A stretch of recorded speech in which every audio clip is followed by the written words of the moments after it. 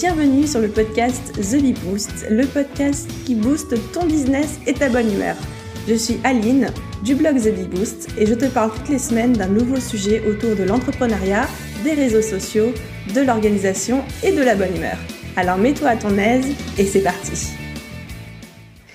Hello tout le monde et je suis ravie de vous retrouver pour un nouveau podcast. L'épisode d'aujourd'hui est un épisode un peu tout tranquille. Je me suis posée dans un fauteuil dans mon salon. J'ai un plaid sur les genoux, j'ai des gros chaussons fourrés aux pieds parce que on va pas se mentir, pour un mois de mai, il fait super pas beau, super froid. Il pleut dehors actuellement. Là, je suis en train de regarder la pluie par ma fenêtre. Peut-être que vous allez entendre un petit peu le bruit. Bon, je pense pas que ce sera dérangeant. Et en fait, dans l'épisode d'aujourd'hui, je vais vous raconter une histoire hyper personnelle. J'en ai déjà un petit peu parlé dans mes vidéos, j'en ai déjà un petit peu parlé dans mes podcasts. J'ai toujours eu un rapport un peu compliqué avec mon apparence et surtout avec mon poids. C'est quelque chose qui est en train de se régler, mais c'est quelque chose qui m'a poursuivi depuis mes 14 ans. Ce qui m'a poussé à expérimenter plein de choses pour perdre du poids. Un jour, peut-être que je vous en parlerai. Mais surtout, à consulter diverses nutritionnistes, diverses diététiciennes au fil des années. Franchement, j'en ai vu beaucoup. J'en ai vu j'allais dire de toutes les religions et de toutes les confessions, mais j'en ai vu qui avaient vraiment des angles d'attaque très différents. J'ai essayé plein de choses. Aucune d'entre elles a marché. Mais il y en a une qui m'a dit un jour une phrase qui m'a choquée, qui m'a marquée et qui m'accompagne encore aujourd'hui au quotidien. Et vous savez, c'est ce genre de phrase qu'on nous dit une fois dans notre vie, et la personne qui vous le dit, mais je suis sûre que vous voyez de quoi je veux parler, mais la personne qui vous dit cette phrase, pour elle, ça n'a pas vraiment d'importance, ou elle le dit sans vraiment le penser, ou alors elle le dit entre guillemets en rigolant, mais vous, ça va vous marquer. Généralement, c'est pas des phrases, c'est soit des phrases chocs, soit des phrases négatives. Et je suis sûre que vous, comme moi, on a entendu des choses, on nous a dit des choses de manière plus ou moins sérieuse qui nous ont profondément marqués, profondément choqués. J'en discutais il n'y a pas très longtemps avec une amie qui me disait un jour quand j'étais au collège, il y a quelqu'un, je faisais rien, j'étais assise à une table toute seule, tranquille, et j'ai quelqu'un qui a débarqué que je connaissais même pas. Cette personne m'a regardée et au bout d'un moment, elle a dit « Oh là là, ta tête va pas du tout avec ton corps ». Et il est parti. Bon, on est d'accord, c'est de la connerie de dire ça à quelqu'un. En plus, c'était au collège ou au lycée, donc on était jeunes. On est toujours très ingrats les uns avec les autres à cette période-là. Mais même 20 ans après, elle s'en souvient, quoi. Elle s'en souvient et ça l'a marqué et quelque part, ça l'a un petit peu complexé. Et je suis sûre que ça résonne en vous et je suis sûre que vous avez des phrases aussi qu'on vous a dites, que quelqu'un a pu dire, mais même complètement de manière détachée, sans penser à mal ou quelque chose, mais qui nous ont profondément choqués. Et c'est d'une de ces phrases que j'ai envie de vous parler aujourd'hui. Donc, je reviens à mon sujet. J'étais en train de consulter une diététicienne comportementaliste, je crois que c'est comme ça qu'on dit. En gros, c'est une diététicienne qui va analyser votre comportement et votre relation à la nourriture, plutôt pour comprendre en gros pourquoi est-ce que vous mangez trop ou est-ce que vous mangez plus que nécessaire. Elle est très douée cette femme, mais à un moment on était pendant une séance, puis on parlait de la relation à la nourriture et au fait de pas jeter, de pas gaspiller. Parce que moi je lui disais, mon gros problème c'est que des fois j'arrive à analyser ma sensation où j'ai plus faim, mais il en reste dans mon assiette, j'ai pas envie de jeter, c'est pas des trucs qui se conservent, du coup je me force à finir. Elle me dit non, il faut pas que tu te forces à finir, c'est contre les sensations de ton corps et c'est comme ça qu'on prend du poids, en mangeant plus que notre faim. Et je lui dis oui mais je peux pas gaspiller. Elle me dit, Aline, qu'est-ce que tu fais quand tu veux te débarrasser des aliments qui sont périmés ou quoi, ou que tu ne vas plus t'en servir, etc. Je fais je les jette. Mais c'est pas bien. Elle me dit et donc du coup, au lieu de jeter dans la poubelle, tu jettes dans ton corps. Et là, je l'ai regardée et elle m'a regardé droit dans les yeux. Elle m'a dit ceci. Elle m'a dit Aline, il faut que tu comprennes quelque chose. C'est que ton corps n'est pas une poubelle. Et cette phrase, ton corps n'est pas une poubelle, elle m'a profondément marquée. Elle a profondément changé ma relation et mon regard à la nourriture. Et je me suis dit, oui, c'est vrai. Parce qu'à partir du moment où je m'oblige, où je force mon corps à ingérer de la nourriture dont il n'a ni besoin ni envie, parce que j'ai plus faim ou plus envie de manger, c'est un peu quelque chose de contre-nature où je considère mon corps comme une poubelle, à défaut de mettre physiquement la nourriture dans une autre poubelle et pour me dire je lutte contre le gaspillage. Mais au final, je me fais du mal au nom de valeurs qu'on nous a enseignées quand on était petit. Parce que j'imagine que comme moi, on vous a dit que le gaspillage c'était mal, qu'il fallait finir son assiette, qu'il fallait pas gaspiller, pas jeter, etc. Bon, je ne vais pas rentrer dans le débat de est-ce qu'il faut jeter la nourriture ou pas quand on n'a plus faim. C'est pas du tout le débat. Je pense que chacun a son histoire, son expérience et ses valeurs par rapport à ça. Par contre, vu qu'on est dans un podcast business, je reviens en business. Vous savez que j'adore faire des analogies entre business et régime. Pourquoi ? Parce que dans les deux cas, il y a beaucoup de points communs. On a un objectif à long terme qu'on veut atteindre. On a l'impression que le chemin pour y arriver, c'est un chemin de croix, que c'est une torture et que ça va être long et douloureux, que ce soit pour le régime, la perte du poids, ou pour le business, pour gagner de l'argent. On a l'impression que c'est facile pour tout le monde, sauf pour nous. Hein ? Elle n'est pas vraie, celle-là, franchement. On cherche désespérément une méthode miracle. Dans un régime, dans un business, on cherche la méthode miracle pour réussir. Ensuite, le dernier point, c'est que ça fait tellement partie de nous, business comme régime, que ça nous fait pleurer, ça nous fait rire, ça nous fait crier, ça nous fait nous lever au milieu de la nuit, ça nous fait cogiter, ça nous empêche de dormir. Et je suis sûre que vous voyez de quoi je parle. Bref, pour moi, monter un business, faire un régime, c'est un niveau d'engagement envers soi-même, envers la vie, qui est tellement fort que je trouve que c'est deux choses qui sont assez similaires. Alors, pourquoi est-ce qu'aujourd'hui je vous parle de cette phrase « Ton corps n'est pas une poubelle ». Déjà, peut-être que ça va aider certains d'entre vous qui ont du mal avec le poids aussi. Peut-être que ça fait partie de ces petites phrases qui seront des déclencheurs. Mais aussi pour vous dire que je pense que ça s'applique tout à fait à votre business aussi. Votre business n'est pas une poubelle. Je répète, votre business n'est pas une poubelle. Votre business n'est pas une poubelle dans laquelle les clients jettent négligemment quelques bouts de papier froissé. Et entendez par là des petits billets. Ce n'est pas une poubelle dans laquelle vous acceptez n'importe quel job sous prétexte qu'il faut que vous bossiez. Ce n'est pas une poubelle, votre business, dans laquelle vous considérez que vous ne valez rien et que vous prenez ce qu'on veut bien vous faire la grâce d'offrir. Est-ce que vous voyez où je veux en venir ? On dit souvent, enfin ça c'est un peu tout ce qui se passait dans la Grèce antique, etc., que notre corps est un temple dont on doit prendre soin, mane sano et corpo sane, un truc comme ça. Je n'ai pas fait latin, mais genre l'esprit saint dans le corps saint. Je pense que le business c'est pareil. Je pense que vous ne pouvez pas réussir en business, vous ne pouvez pas arriver à avoir un business qui grandit, qui fleurit, qui vous rapporte de l'argent, si vous ne lui apportez pas la considération qu'il mérite. Dans le sens que votre business, ça ne doit pas devenir une relation avec vous, une relation de haine, comme vous pouvez avoir avec votre corps quand vous ne vous acceptez pas ou que vous avez des problèmes de poids, etc. Et quand je parle de problèmes de poids, je parle de problèmes de poids en surpoids ou de problèmes de poids en sous-poids. Enfin bref, de problèmes de poids tout court. Bref, vous ne pouvez pas réussir en business si vous n'avez pas une relation saine avec lui. Si vous considérez votre business comme une épée de Damoclès au-dessus de votre tête, comme quelque chose qui vous demande trop de temps, quelque chose qui vous bouffe toute votre énergie, quelque chose qui ne vous rapporte pas d'argent mais vous en fait dépenser. Mais encore une fois, c'est tout dans votre tête, parce qu'un business, c'est tout ça. Hein. C'est quelque chose qui demande du temps, qui demande de l'investissement, qui demande de l'énergie. Mais si vous le vivez comme une contrainte, si vous voyez votre business comme une espèce d'énorme boule de poils noire, immonde, avec des pattes qui dépassent et qui essaie de vous bouffer en vous courant après, vous voyez un peu la vision cauchemardesque, si vous voyez votre business comme ça ne va pas fonctionner. De la même que si vous voyez votre perte de poids de cette manière, ça ne va pas fonctionner. À un moment, il faut vivre en symbiose avec sa perte de poids ou avec son business, il faut l'accepter, accepter qu'il fasse partie de nous, le respecter comme on aimerait se respecter nous-mêmes, parce qu'on doit se respecter nous-mêmes pour que ça fonctionne. Alors comment on fait pour instaurer cette relation de respect vis-à-vis de nous-mêmes ou vis-à-vis de business. Je ne peux pas trop vous parler de la relation de respect vis-à-vis de soi-même, de son poids, etc. parce que c'est un voyage, une aventure que je suis encore en train de vivre. Je n'ai pas encore dépassé ça. Je travaille beaucoup, il y a des choses qui bougent, mais je ne peux pas dire que c'est derrière moi pour le moment. Par contre, je peux vous parler de business. Parce que ça, c'est bon, ça, je connais. Comment est-ce qu'on instaure un respect dans son business? Déjà, en sélectionnant les clients avec qui on travaille.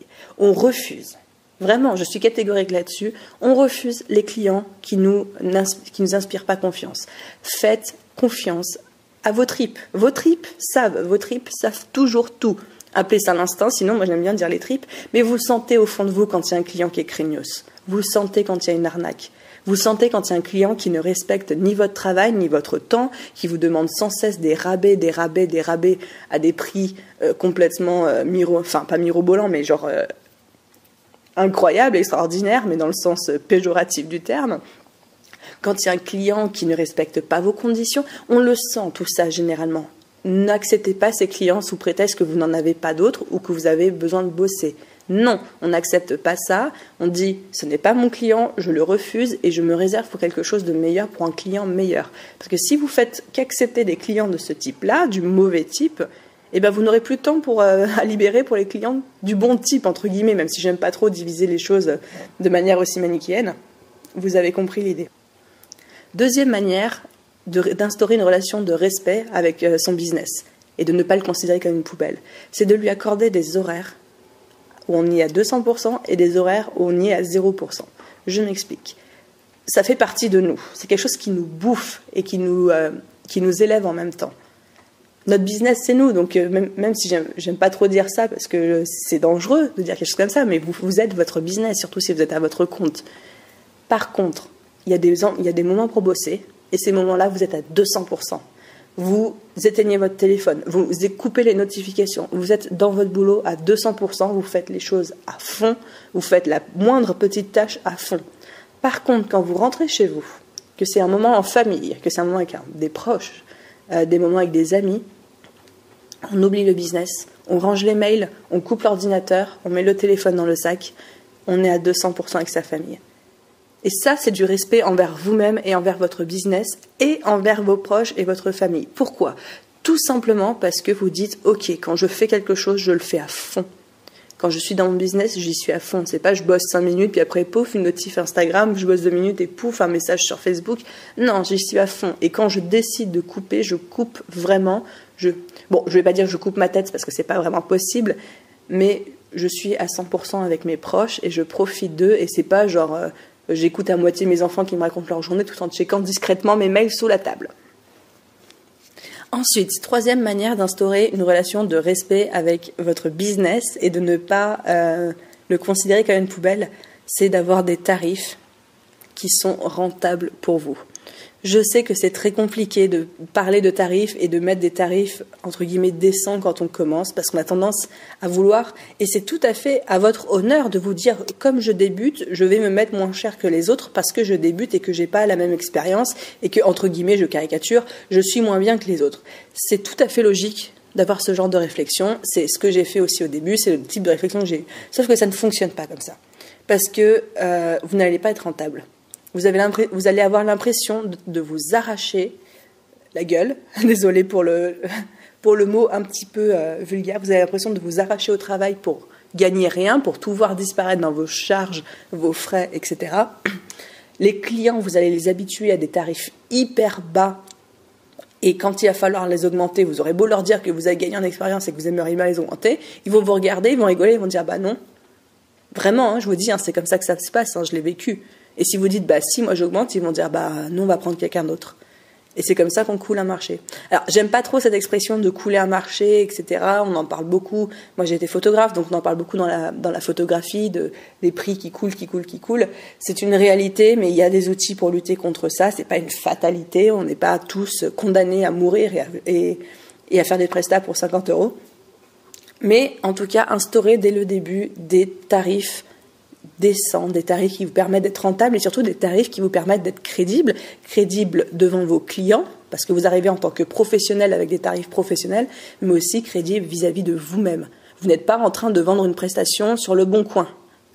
Vous êtes en business. Vous travaillez avec des gens qui payent vos services, qui payent votre expertise, qui payent la qualité qui vous payent vous, qui payent votre temps. Vous n'êtes pas en train de vendre une chaise sur le bon coin. C'est pas 10 €. Voilà, si vous avez du mal à fixer vos tarifs, je vous promets, j'ai fait un long podcast à ce sujet, vous allez le trouver certainement en descendant vers le bas, c'est dans les tout premiers épisodes, ça s'appelle je crois 5 manières de fixer ses tarifs, enfin un truc comme ça, bref, il y a un long épisode là-dessus où je vous donne plein d'étapes concrètes et applicables tout de suite pour fixer vos tarifs, on parle avec des chiffres, avec des nombres, bref, si vous voulez vraiment de l'aide pour ça, je vous conseille ce podcast. Donc ça, c'était la troisième manière de respecter son business et de ne pas le considérer comme une poubelle. Je récapitule ce que j'ai dit. Déjà, on choisit ses clients. Deuxièmement, on respecte son temps, le temps qu'on passe à travailler et le temps qu'on passe en dehors du travail. Troisième élément, on fixe des bons prix dès le début. On se respecte soi-même, on respecte les autres, on respecte notre client, on respecte notre marché en se fixant les bons tarifs. Et enfin, quatrième point pour ne pas considérer son business comme une poubelle, mais au contraire pour le respecter, c'est de savoir faire preuve d'objectivité et de recul par rapport à ce qu'on vit. Il faut toujours savoir se remettre en question. Il faut toujours savoir faire preuve d'objectivité, savoir prendre du recul sur ce qu'on fait, analyser ce qui se passe, analyser ce qu'on fait de bien, analyser ce qu'on fait de mal, analyser ce qui est rentable, analyser ce qui ne l'est pas, analyser ce qui nous fait plaisir, analyser ce qui nous saoule, clairement. Alors la ligne est toujours très ténue, c'est vrai, un vrai travail d'équilibriste de trouver cette balance entre le « je me remets suffisamment en question pour avancer, pour m'améliorer, pour améliorer mon business » et le syndrome de l'imposteur dans lequel tout ce que je fais c'est de la merde. La ligne est très fine et très ténue, c'est un vrai travail d'équilibriste de rester entre les deux. Je vous conseille de faire preuve d'objectivité. On n'emploie pas des mots comme « je suis une merde, j'y arriverai jamais », etc.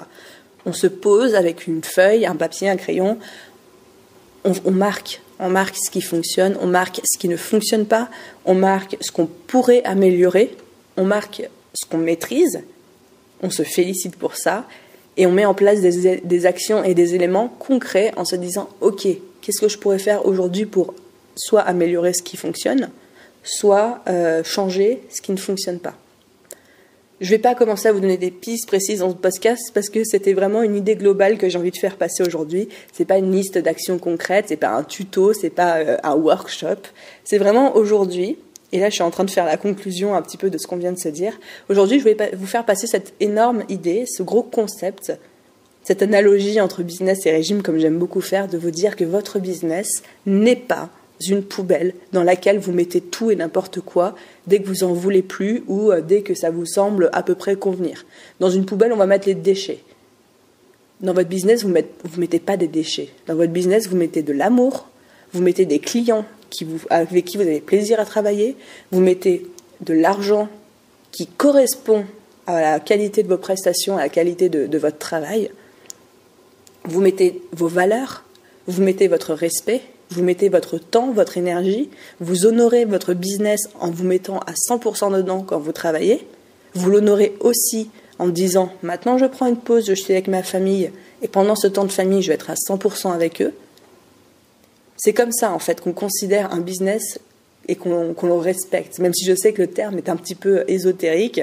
Pour le coup, c'est un petit peu perché ce que je raconte, mais j'espère que vous comprenez le message que j'essaie de vous faire passer. Votre corps n'est pas une poubelle, votre business non plus. Et plus vous allez mettre ça en pratique, plus vous allez respecter le concept, le principe, plus vous allez voir que vous allez avoir des résultats incroyables. Tout simplement parce que je suis convaincue que dans la vie, on attire ce qu'on donne. On attire ce qu'on projette. Si vous projetez une image de votre business parce que vous-même vous le considérez comme un truc dans lequel vous faites rentrer un peu tout ce que vous pouvez, est-ce que vous pensez vraiment que vous allez attirer des clients qualitatifs, des clients avec qui vous avez kiffé bosser? Pas vraiment. Alors que si au contraire vous êtes sélectif, vous faites attention, vous prenez soin de votre business, vous le respectez, vous y insérez vos valeurs, etc., là je peux vous dire que vous allez attirer les clients avec qui vous avez envie de bosser et que les choses vont quand même se passer de manière beaucoup plus simple pour vous. Je ne peux pas vous dire pourquoi, là on tombe dans tous les concepts de loi de l'attraction, d'ailleurs je dois toujours vous faire le podcast sur le sujet, ça m'y fait penser, mais vraiment réfléchissez à cette phrase, réfléchissez à ce concept, je ne dis pas que vous devez prendre des actions, enfin des décisions tout de suite, mettre en place des actions, juste laissez cette phrase dans un coin de votre tête, réfléchissez-y, et puis vous verrez que tout doucement il y a des choses qui vont se mettre en place.